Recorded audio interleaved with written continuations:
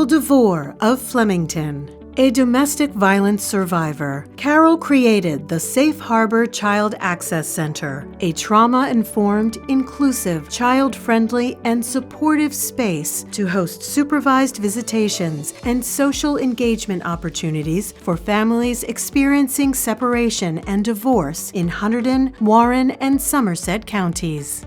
We have evolved from a very small grassroots organization into something that encompasses almost every possibility of advocacy that you can think of in the community. We are a small community, so it does mean a lot for people to have one place that they can go to for assistance or have fun, whatever it is.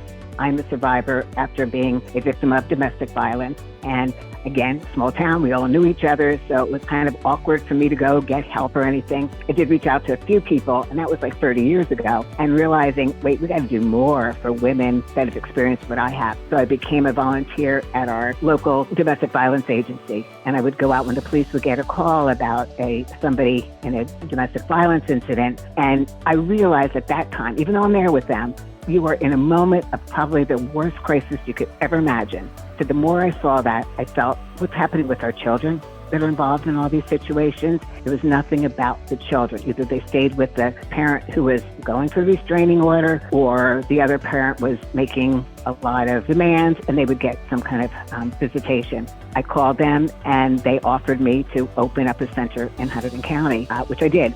We weren't plugging in the holes. We were just it's like putting a Band-Aid on a gaping wound. So I notified the state. They gave me the okay, and Safe Harbor Child Access Centers really started with all the other programs in 2017 when I got our own building and developed all these other programs. So I think getting this and hearing this just said, wow, I wanted to make my mark. I want to try to make a difference and to be noted for making that difference.